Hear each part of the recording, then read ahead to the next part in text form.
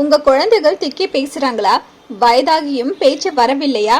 வசம்பின் பயன்கள் என்னென்ன என்பதை தெரிந்து கொள்ளலாம். குழந்தைகள் இருக்க வேண்டிய வீட்டில் இருக்கக்கூடிய முக்கியமான மருந்து இதுவாகும். குழந்தைகளின் பசியின்மையை போக்கும். சிறு தொற்றுகள் கூட வராமல் தடுக்கும். இதை பிள்ளை வளர்ப்பான் என கூறுவார்கள். வசம்பை ஆங்கிலத்தில் ஸ்வீட் பிளாக் என அழைப்பார்கள். உலகின் எத்தனை மருந்துகள் வந்தாலும் குழந்தைகளின் அசௌகரியத்தை போக்க இந்த வசம்பை தவிர வேறு நல்ல மருந்து கிடையாது. வசம்பின் முனையை காமாட்சி அம்மன் விளக்கில் சுட்டு அதை சுடும் பாலில் குழைத்து குழந்தைகளுக்கு கொடுப்பார்கள். இதனால் குழந்தைகளுக்கு பசியின்மை, வயிறு உபசம், சிறிய தொற்றுகள் வராமல் தடுக்கும்.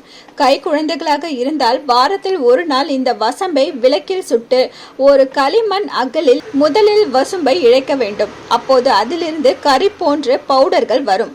தேவையான அளவு எடுத்துக்கொண்ட பிறகு அதை தாய்மார்கள் சிறிது தாய்ப்பாலை விட்டதும் அதை இழைத்து கொள்ள வேண்டும். பிறகு அந்த கலவையை பாலடையில் போட்டு குழந்தைகளுக்கு வாயில் ஊற்றி விட வேண்டும். பிறகு மீதம் உள்ளவை குழந்தையின் தொப்புள், மாறுகால், மாறுகையில் உள்புறம் இட வேண்டும். நெற்றியிலும் ஒரு பொட்டு வைத்து விட்டால் காற்று கருப்பு ஏதும் அண்டாது என்பார்கள்.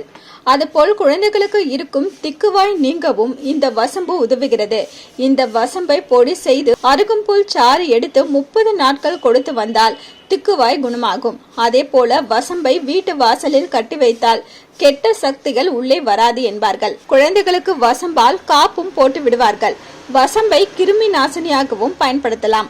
பசி, சோம்பலை நீக்க இந்த வசம்பை பெரியவர்களும் சிறுவர்களும் சாப்பிடலாம். வசம்பு பொடியை தேனுடன் கலந்து கொடுத்தால் குழந்தைகளுக்கு வயிற்று பிரச்சனைகள் நீங்கும். 1 வயதுக்குட்பட்ட குழந்தைகளுக்கு பாலில் கொடுக்கலாம். வசம்பு மற்றும் அதிமதுரத்தில் இருந்து தயாரிக்கப்பட்ட கசாயத்தை கொடுத்தால் இருமல், வயிற்று வலி போன்ற குழந்தைகளின் நோய்களுக்கு கொடுக்கப்படுகிறது.